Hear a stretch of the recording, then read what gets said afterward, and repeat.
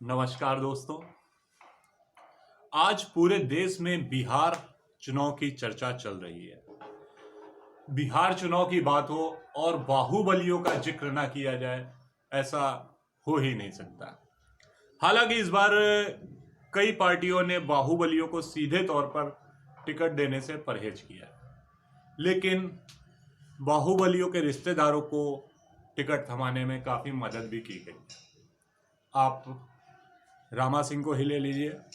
बाहुबली रामा सिंह को इस बार टिकट नहीं दी गई है, लेकिन उनकी पत्नी बीना सिंह चुनावी मैदान पर है। इसी तरह से बिहार के सबसे चर्चित बाहुबलियों में से प्रभुनाथ सिंह, जो इस समय जेल में बंद है, वो भी चुनावी मैदान पर नहीं है, लेकिन उनके बेटे रणधीर सिंह को पार्टी ने टिकट थमाया है।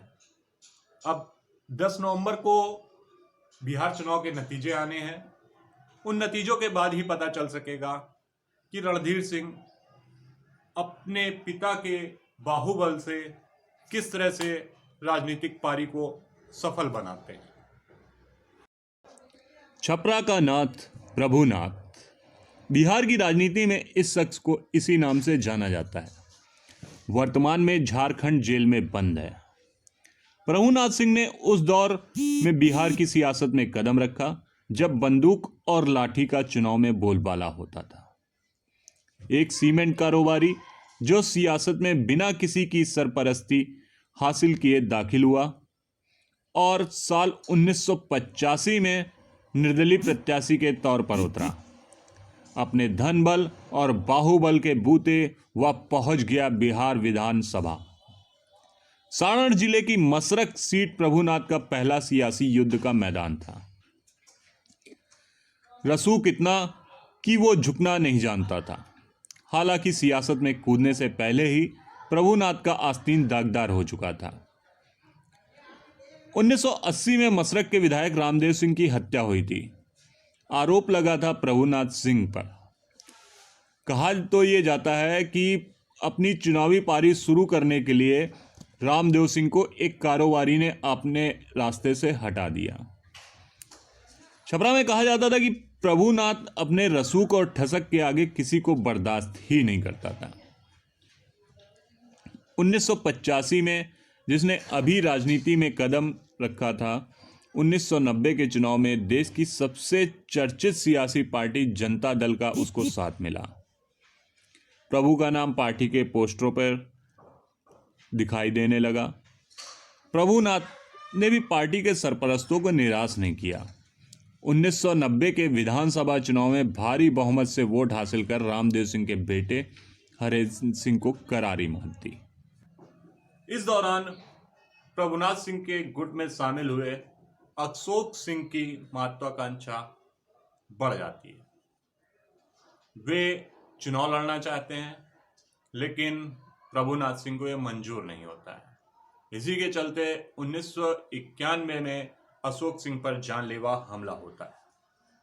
हालांकि उस हमले में अशोक सिंह बच जाते हैं, लेकिन इल्जाम आता है प्रभुनाथ सिंह पर। प्रभुनाथ सिंह पार्टी से अलग हो जाते हैं, बिहार पीपल्स पार्टी ज्वाइन कर लेते हैं। वहीं अशोक सिंह का कद धीरे धीरे बढ़ता जाता है। 1995 में फिर विधानसभा चुनाव आते हैं। जनता दल अशोक सिंह पर भरोसा जताते हुए उन्हें टिकट थमाती है। वहीं उनके अपोजिशन में उनके ही गुरु प्रभुनाथ सिंह होते हैं। इस चुनाव में प्रभुनाथ सिंह की हार होती है।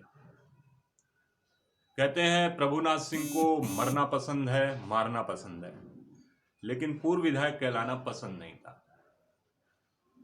विधायक बने अशोक सिंह के कुछ ही समय हुआ था, विधायक सिंह अशोक सिंह पर फिर जानलेवा हमला होता है। इस हमले में वे भी मारे जाते हैं और उनका एक साथी की भी हत्या होती है। इस मामले में भी इल्जाम आता है प्रभुनाथ सिंह पर। 1996 में भारतीय जनता पार्टी के सुशील कुमार मोदी ने वो मुद्दा उठाया जिसने बिहार की राजनीति में हलचल ला दी। चारा घोटाले को लेकर आवाज उठने लगी। बीजेपी और समता पार्टी लालू के पीछे पड़ गई। नतीजा ये हुआ कि लालू प्रसाद यादव को 25 जुलाई 1997 को सीएम पद से इस्तीफा देना पड़ा। हालांकि सत्ता की बागडोर उनके घर पर ही रही। उनकी पत्नी राबड़ी देवी सीएम की सीट पर बैठी। चारा घोटाले ने लालू यादव की साख का बट्टा लगा दिया था और साथ में समता पार्टी और बीजेपी को बिहार में जनाधार बढ़ाने का मौका भी दिया। प्रभुनाथ सिंह को यहां से अपनी सियासी जिंदगी दिखी और समता पार्टी के चुनाव चिन्ह पर महाराजगंज लोकसभा से छपरा के नाथ ने ताल ठोकी और पहुंच गए संसद। 1999 में हुए आम चुनाव में भी प्रभुनाथ सिंह ने शरद यादव की जेडीयू से जीत दर्ज की और अपनी सांसदी महाराजगंज सीट से बरकरार रखी। चाहे दामन पर कितने भी दाग हों, वो अपने रसूख का इस्तेमाल कर दागदार दामन को बेदाग करने की जुगत में लगा रहा। ऐसा नहीं है कि प्रभुनाथ सिंह को इसमें कामयाबी नहीं मिली, बल्कि इसी दौरान रामदेव सिंह काका की हत्या के आरोप से वो बरी भी हुआ। 21वीं सदी में बिहार की सियासत में काफ़ी बदलाव आए। वाजपेयी कैबिनेट में एनडीए की पार्टियों के नुमाइंदों के महकमे बदले गए, तो सियासी दायरा बढ़ाने और राष्ट्रीय राजनीति में अपनी अहमियत बढ़ाने के लिए 2003 में बिहार की 3 पार्टियों समता पार्टी, लोक जनशक्ति पार्टी और जनता दल यूनाइटेड का विलय हुआ, जिसमें प्रभुनाथ सिंह की भूमिका अहम मानी जाती है। इस विलय के बाद जेडीयू के टिकट पर प्रभुनाथ सिंह ने फिर पूरे दमखम के साथ 2004 का चुनाव लड़ा और तीसरी बार संसद का सफर तय किया। अक्सर सार्वजनिक तौर पर सिगरेट का धुआं उड़ाते देखे जाने वाले प्रभुनाथ सिंह को उस पीरियड में नीतीश कुमार के बाद बिहार का सबसे बड़ा पावरफुल नेता माना जाता था। अपने इलाके में राजपूतों के नेता प्रभुनाथ सिंह का दरबार लगता था। लोग उनके सामने हाथ जोड़कर जमीन पर बैठते थे, लोगों की वो फरियाद सुनते थे, अपना फैसला सुनाते थे। इसी पीरियड में 2009 के चुनाव में उनको सबसे बड़ा सियासी झटका लगता है। 2009 के चुनाव में मात्र 2,500 वोटों से प्रभुनाथ सिंह को हार का सामना करना पड़ता है। इसके बाद वे नीतीश कुमार का साथ छोड़ देते हैं और लालू यादव का साथ पकड़ते हैं। 2013 के चुनाव में फिर से वे चुनावी मैदान पर उतरते हैं। लालू यादव उनके चुनाव प्रचार भी करते हैं और इस चुनाव में वे फिर से छपरा की महाराजगंज सीट को हासिल कर लेते हैं। साल 2014 के चुनाव में मोदी लहर थी। बीजेपी के आगे बड़ी बड़ी पार्टियों, बड़े बड़े नेताओं को अपनी साख बचाना मुश्किल था। 2014 के चुनाव में प्रभुनाथ सिंह को हार का सामना करना पड़ा, लेकिन ऐसा नहीं था कि सियासी रसूख प्रभुनाथ सिंह का कम हो गया। अपने छोटे भाई केदारनाथ सिंह को 3 बार विधायक बनवा चुका था। साल 2015 के चुनाव में लालू और नीतीश एक होकर चुनाव लड़े। प्रभुनाथ सिंह का बेटा रणधीर सिंह फिर चुनावी मैदान पर उतरा, लेकिन अपनी सीट नहीं बचा सका। प्रभुनाथ सिंह का सूरज अस्त हो रहा था, उसका वर्चस्व कम होता जा रहा था। उधर महागठबंधन की सरकार बनी, लेकिन गठबंधन ज़्यादा दिन तक नहीं चल सका।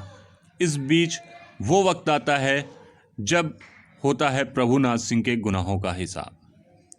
18 मई 2017 हजारीबाग कोर्ट झारखंड में विधायक अशोक सिंह की हत्या के मामले में प्रभुनाथ सिंह, उसके भाई दीनानाथ सिंह, भतीजे रितेश सिंह को दोषी ठहराया जाता है। तीनों को उम्र कैद की सजा सुनाई जाती है। 22 साल बाद उम्मीद इंसाफ की चौखट पर जीत गई और बाहुबल के दम पर ताउम्र जनता के रहनुमा होने का भ्रम खरीदने वाले प्रभुनाथ सिंह को सलाखों में कैद कर दिया गया।